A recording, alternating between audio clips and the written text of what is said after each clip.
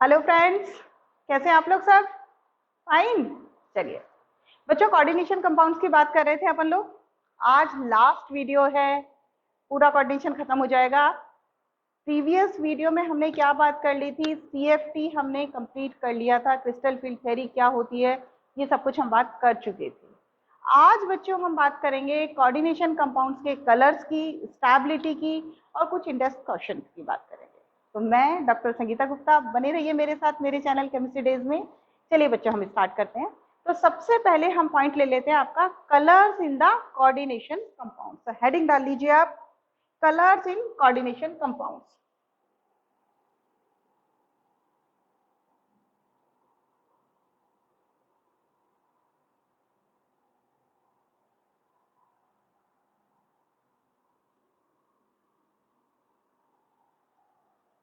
देखिए बच्चों, transition metal complexes जो होते हैं उनकी कलर्स की बहुत बड़ी एक रेंज होती है।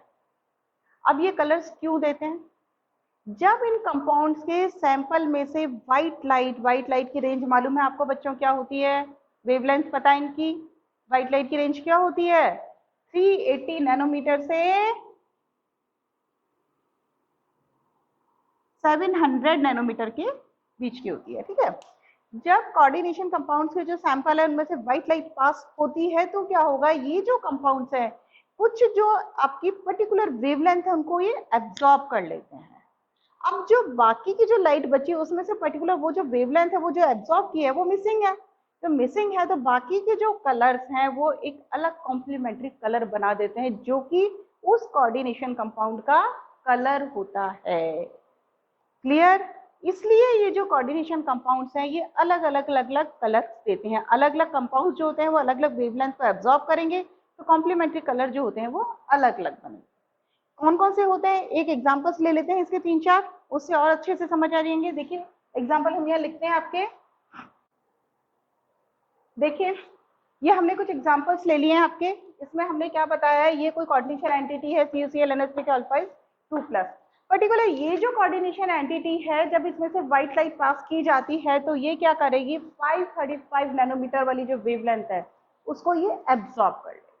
535 वाली नैनोमीटर की जो वेवलेंथ है वो कौन से कलर की है, ये येलो कलर की है। यानी येलो कलर की जो वेवलेंथ है उसको वो एब्जॉर्ब कर लेगी।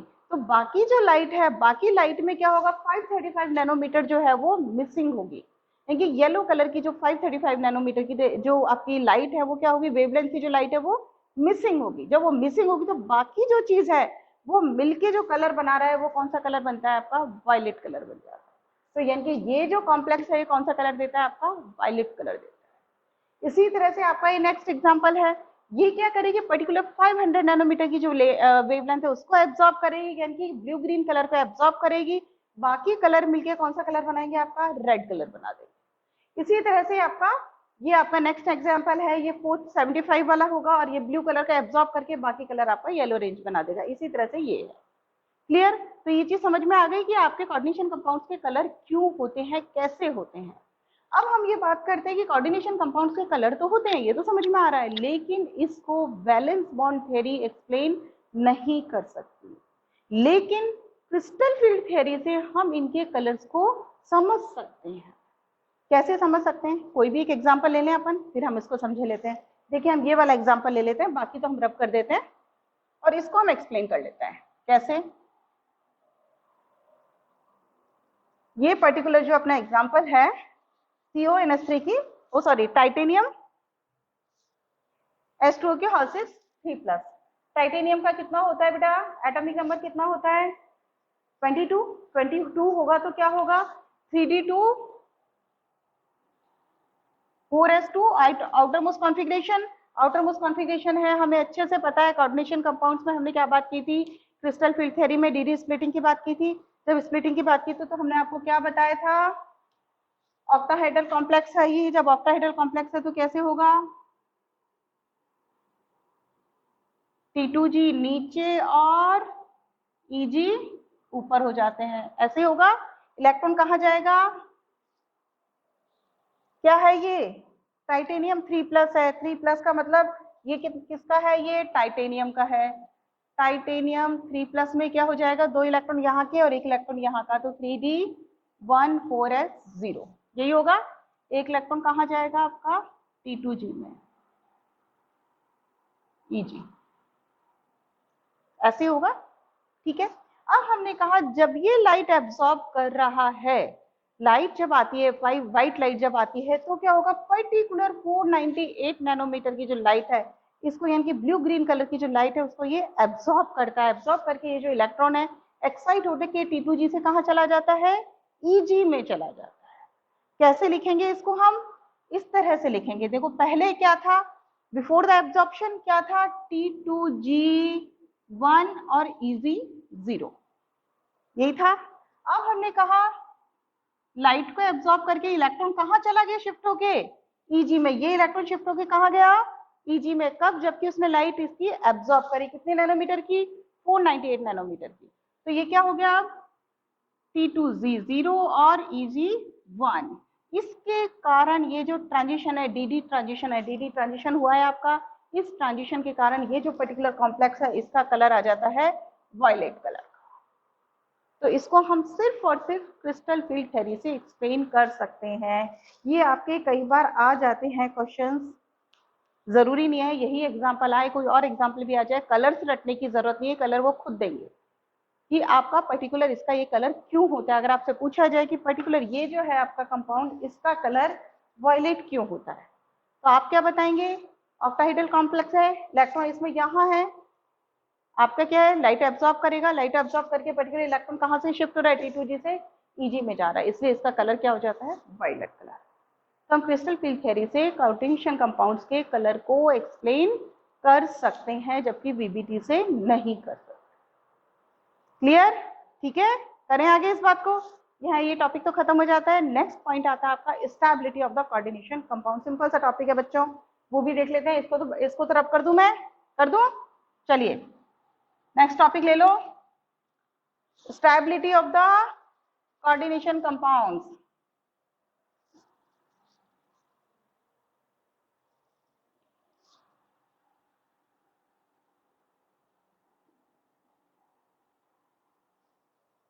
देखिए स्टेबिलिटी ऑफ कोऑर्डिनेशन कंपाउंड, यानी कि कोऑर्डिनेशन कंपाउंड की स्टेबिलिटी इस बात पर डिपेंड करती है कि इसके डिग्री ऑफ द एसोसिएशन पे डिपेंड करती है।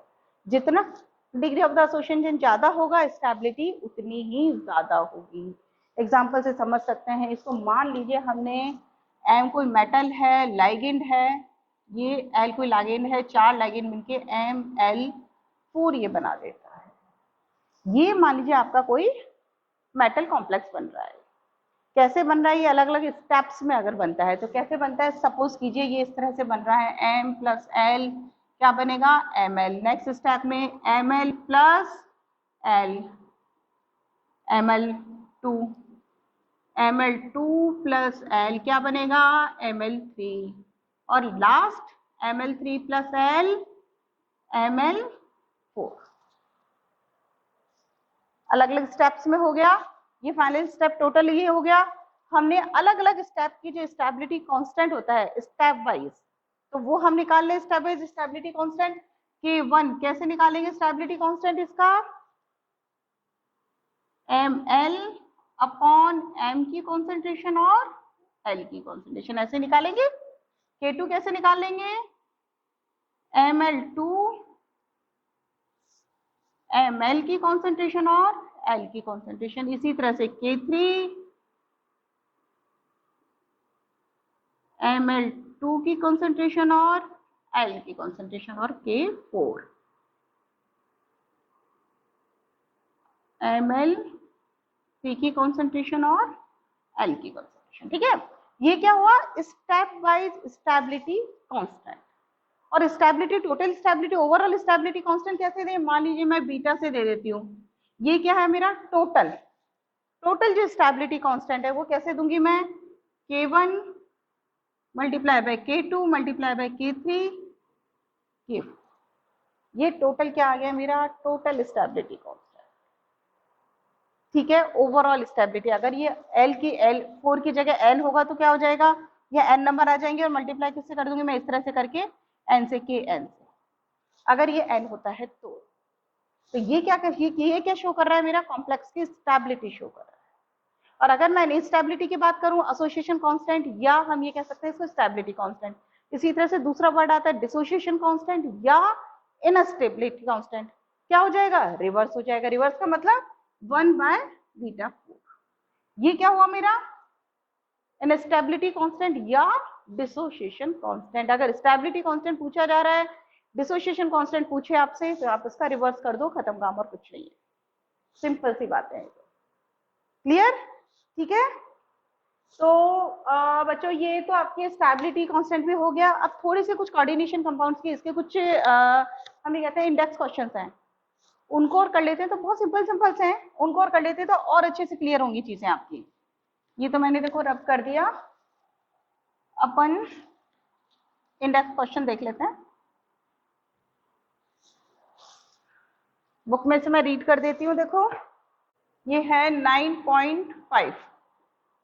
मैं रीड करती हूँ। देखो, explain on the basis of the valence bond theory that NiCN की whole 4 2 minus ion with square planar structure, square planar complex है ये, ठीक है। इस डायमैग्नेटिक, और क्या है ये? डायमैग्नेटिक है, ठीक है। एंड द अदर दे दिया आपको NiCl4 2 minus ion। ये है टेट्राहेड्रल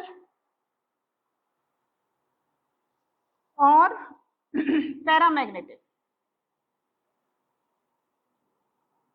ये हमें वैलेंस बॉन्ड थ्योरी से एक्सप्लेन करना है कि ये जो कॉम्प्लेक्स है वो आपके दोनों ही निकल के कॉम्प्लेक्स है, लेकिन ये कॉम्प्लेक्स स्क्वायर प्लेनर कॉम्प्लेक्स और कौन सा है? ये डायमैग्नेटिक है। जबकि ये जो निकल का दूसरा कॉम्प्लेक्स है टेट्राहेड्रल और दूसरा पैरामैग्नेटिक है। तो इसको हमें एक्सप्लेन करना है थ्रू द VBT। बहुत सिंपल है। कैसे करोगे बताओ? सोचो सोचो बच्चों, इसमें निकल का कितना होता है? 28 होगा, तो इसका क्या होगा? 3D8 4s2, यही होगा निकल का कॉन्फ़िगरेशन, यही होता है। इसमें क्या होगा? -4 है, बाहर कितना है? -2, तो निकल पे कितना आ जाएगा? +2 चार्ज। कितना आ जाएगा? 3D8 और 4s0। यहाँ भी सेम केस है, -4 है, बाहर -2 है, तो निकल पे कितना आएगा? +2 चार्ज। क्लियर? अब हम पहले तो 3D8 का बना दें, 3 4 5, ठीक है। 3D और ये 4s, ठीक है। कितने हैं 3D में इलेक्ट्रॉन? कितने हैं बच्चों? 8। बना दें, 4 5 6 7 और ये 8, ठीक है। अब हम ये क्या कह रहे हैं कि ये जो आपका कंपाउंड है वो कैसा है? स्क्वायर प्लेनर कॉम्प्लेक्स है और डायमैग्नेटिक है। यहाँ पर ये जो साइनाइड है ये कौन सा है? ये स्ट्रॉन्ग फील्ड लाइगेंड होता है। जब ये स्ट्रॉन्ग फील्ड लाइगेंड है तो ये क्या करेगा? इन इलेक्ट्रॉन्स को पेयरिंग के लिए फोर्स करेगा। जब पेयरिंग के लिए फोर्स करेगा तो क्या हो रहा है? यहाँ देखिए, इस तरह से हो जाता है। पेयरिंग के लिए फोर्स होगा तो ऐसे, ठीक है। और यहां तो ये आपका है ही है, 4p है ये, ठीक है। 4s 4p, ये तो है ही है, ठीक है। अब यहाँ क्या हो रहा है? ये जब इसने पेयरिंग के लिए, ये आपका जब स्ट्रॉन्ग फील्ड लाइगेंड है, कौन सा? Cyanide. Cyanide strong field ligand है, तो किसके लिए फोर्स कर रहा है? पेयरिंग के लिए फोर्स कर रहा है। पेयरिंग के लिए फोर्स कर रहा है तो क्या बना आपका? DsP2 आपका बनता है। तो ये कौन सा कॉम्प्लेक्स हुआ? ये स्क्वायर प्लेनर कॉम्प्लेक्स हुआ। और कौन सा हुआ? ये डायमैग्नेटिक हो गया। पेयरिंग हो गई, जब अनपेयर्ड कोई इलेक्ट्रॉन नहीं है तो क्या हो गया? ये डायमैग्नेटिक। जबकि इस केस में क्या हो रहा है? इस केस में ये हो रहा है कि क्लोराइड जो है, Cl जो है, क्या हो रहा है? वीक फील्ड लाइगेंड होता है। जब ये वीक फील्ड लाइगेंड है तो पेयरिंग के लिए फोर्स नहीं करेगा। तुम ऐसे कैसे रहो, मुझे कोई लेना देना नहीं है तुमसे, तो कोई लेना देना ही नहीं है तो क्या होगा इस केस में? देखो यहाँ पे हम ये देखें क्या होगा इस केस में, ये 3d 4s 4p। जब इसको कोई लेना देना नहीं है, यहाँ तो क्या होगा, इसके 8 इलेक्ट्रॉन है ही है ऐसे ही,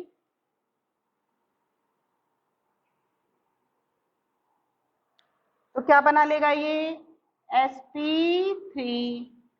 sp3 का मतलब शेप कैसी होती है, टेट्राहेड्रल। क्या हो रहा है, ये पैरामैग्नेटिक। तो हम बीपीटी से इसको एक्सप्लेन कर सकते हैं। ठीक है, नेक्स्ट क्वेश्चन देख लें। आगे समझ में बहुत सिंपल है, हम करवा भी चुके हैं। नेक्स्ट क्वेश्चन देख लें, रब करें इसको। नेक्स्ट देख लीजिए 9.6, इसको तो हम रब कर देते हैं।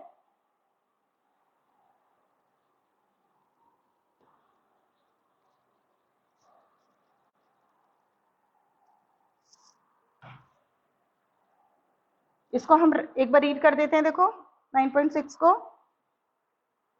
NiCl4, ये हमने जो लिखा हुआ है, is a paramagnetic in the nature, while NiCO4 is diamagnetic.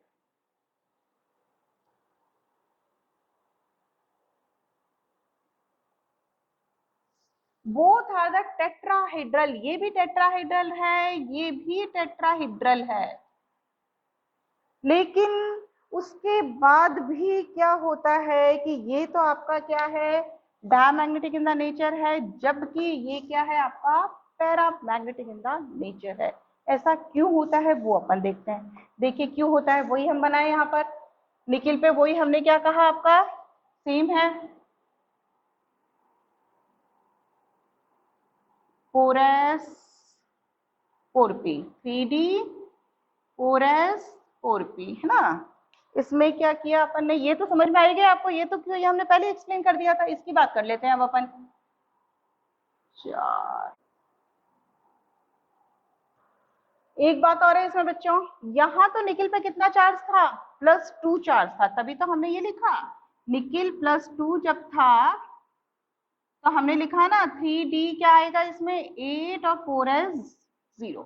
इस केस में बच्चों बताओ कितना चार्ज है निकिल पर, 0।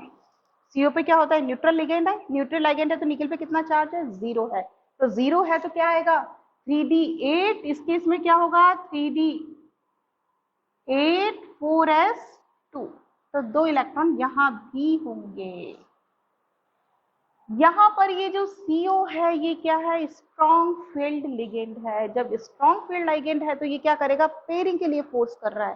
पेयरिंग में आपके पूरे इलेक्ट्रॉन भी यहाँ आके पेयर्ड हो जाते हैं, तो क्या होगा देखो इस तरह से पेयरिंग हो जाती है 2 3 4 5, ठीक है।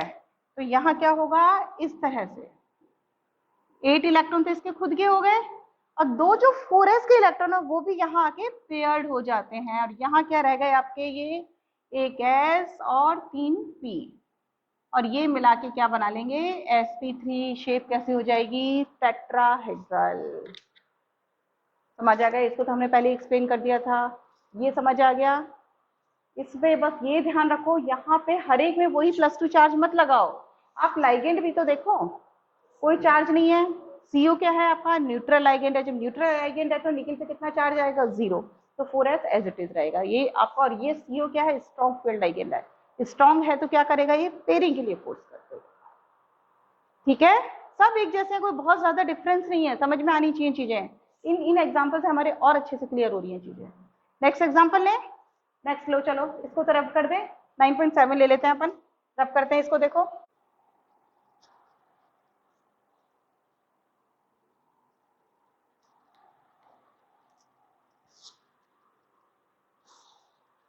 नेक्स्ट देख लेते हैं 9.7, सिंपल सा है ये भी, इसको हम रीड कर देते हैं एक बार। FeS2O की होल 6, FeS2O की होल 6 3+, स्ट्रॉन्गली पैरामैग्नेटिक, ठीक है। जबकि FeCN की होल 6 3-, वीकली पैरामैग्नेटिक।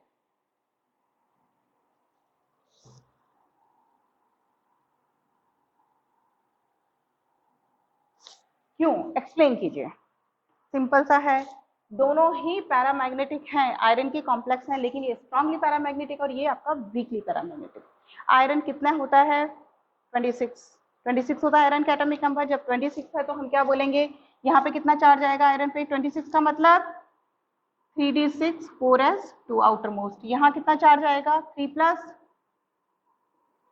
कितना आएगा बोलो, 2 इलेक्ट्रॉन यहाँ के और 1 इलेक्ट्रॉन यहाँ का, तो 3d5 4s0। इधर क्या हो रहा है, कितना चार्ज आएगा सोच के बताओ मुझे फटाफट, क्योंकि चार्ज में अगर गलतियां करती तो बाकी सब गलत कर दोगे। -6, बाहर क्या है -3, तो चार्ज कितना आ जाएगा आयरन पे, +3। जब +3 है तो सेम सिचुएशन आएगी। ठीक है, अब बनाए हम इसका 1 2 3 4 5, ठीक है 5 1 2 3, इसी तरह से फिल होगा 4s 4p, ठीक है। और ये क्या है, ऑक्टाहेड्रल कॉम्प्लेक्स है। थोड़ा सा हम इधर बनाते हैं, थोड़ा सा इसको, यहाँ ठीक है, 2 3 4 5 3d 4s 4p, ठीक है।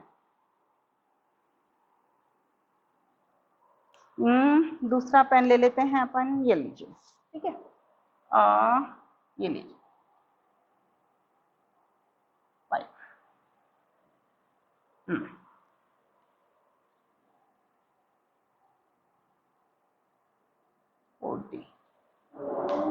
देखिए यहाँ क्या हो रहा है बेटा कि ये स्ट्रांगली पैरामैग्नेटिक कब होगा, जब ये जो H2O है, H2O कैसा लिगेंड है, वीक फील्ड लिगेंड है। जब वीक फील्ड लिगेंड है तो ये क्या करेगा, पेयरिंग के लिए इसको कोई फोर्स नहीं कर रहा है। जब फोर्स नहीं कर रहा है तो बाहर की ऑक्टाइडल कॉम्प्लेक्स है, तो बाहर के इलेक्ट्रॉन्स को लेगा, बाहर के ये जो 4d है इनको लेगा।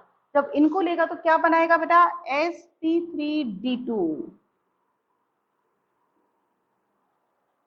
sp3d2 बनाएगा। तो ये क्या हो रहा है आपका, यहाँ पे ये ऐसे कैसे अनपेयर्ड इलेक्ट्रॉन रह गए, तो ये कौन सा हुआ आपका, स्ट्रांगली पैरामैग्नेटिक हुआ।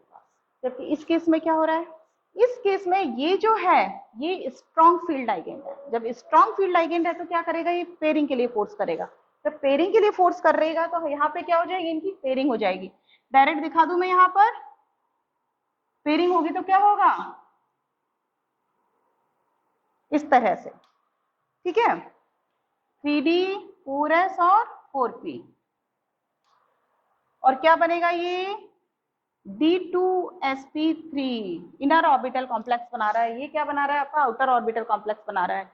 ये जब इनर ऑर्बिटल कॉम्प्लेक्स बना रहा है तो इसमें अनपेयर्ड इलेक्ट्रॉन कितना है, 1 है। दोनों ही पैरामैग्नेटिक है, लेकिन ये वीक पैरामैग्नेटिक है और ये स्ट्रॉन्ग पैरामैग्नेटिक, ठीक है। क्योंकि ये क्या है, CN क्या है, साइनाइड क्या है आपका, स्ट्रॉन्ग फील्ड लिगेंड है। स्ट्रॉन्ग फील्ड लिगेंड है तो ये पेयरिंग के लिए फोर्स करेगा। ऊपर जाने के बजाय इलेक्ट्रॉन कहाँ चले जाएंगे, पेयरिंग में जाएंगे।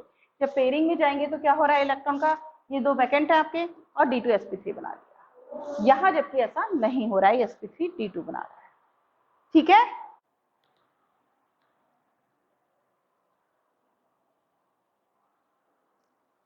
एक ले लेते हैं 9.8, बड़ा इंटरेस्टिंग एग्जांपल है ये भी। देखिए, एक्सप्लेन CONS3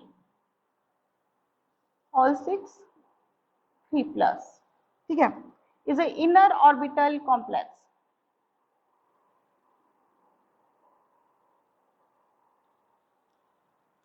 जबकि दूसरा लिया हमने NiNS3 all 6 2+, ये है आउटर ऑर्बिटल कॉम्प्लेक्स।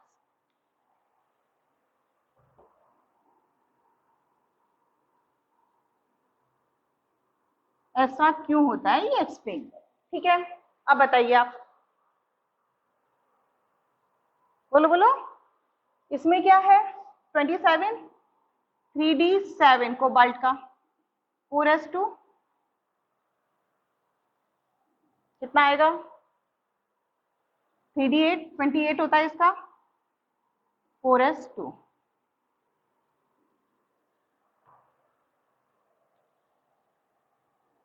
ठीक है।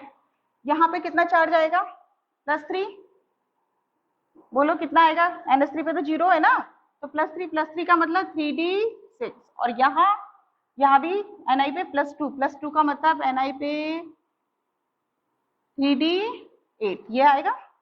अब देखिए कैसे बनाते हैं हम अपन इसको, बहुत इंटरेस्टिंग है, बना के देखो। देखो यहाँ हमने बनाया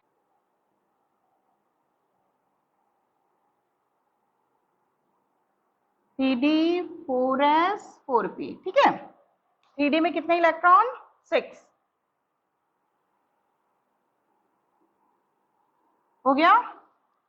अब हम ये कह रहे हैं कि ये जो है ये इनर ऑर्बिटल कॉम्प्लेक्स है, क्योंकि ये जो NS3 है ये हमें अच्छे से पता है कौन सा है, ये स्ट्रॉन्ग फील्ड लिगेंड है। जब स्ट्रॉन्ग फील्ड लिगेंड है तो क्या हो रहा है, ये पेयरिंग के लिए फोर्स कर रहा है। पेयरिंग के लिए फोर्स करेगा तो क्या होगा, बताओ बच्चों, बताओ मुझे क्या हो रहा है। ये लीजिए 6 हो गया, 2 वैकेंट हो गए तो क्या बनेगा, ये D2sp3 बन जाएगा। स्ट्रॉन्ग फील्ड लिगेंड है, पेयरिंग के लिए फोर्स करेगा तो ये बन जाएगा। अब इस केस में क्या हो रहा है, यहाँ देखें अपन निकिल में 4s4p और ये 4d, ठीक है, 3d4s4p4d, ठीक है। कितने हैं इसमें, 3d8 बना लें,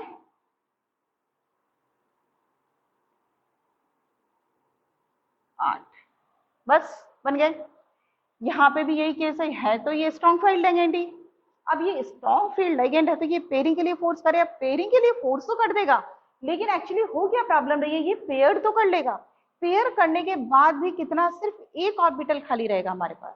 और ऑक्टाहेड्रल कॉम्प्लेक्स के लिए कितना चाहिए, D2, 2 ऑर्बिटल चाहिए डी के, हमें 2 यहाँ हमें खाली नहीं मिलेंगे। अगर ये 2 खाली मिलते तो ये नॉन ऑर्बिटल बना लेता, लेकिन 2 हमें खाली नहीं मिलेंगे। अगर ये पेयर करेगा तो भी क्या होगा, ये पेयरिंग यहाँ होगी तो भी एक इलेक्ट्रॉन, एक ऑर्बिटल ही खाली रहेगा। इसलिए ये यहाँ वाले ऑर्बिटल को ले ही नहीं सकता, केवल एक ही वैकेंट रहेगा, तो ये आगे वाले ऑर्बिटल्स को यूज करेगा। तो क्या बनाएगा, ये sp3d2 बनाएगा।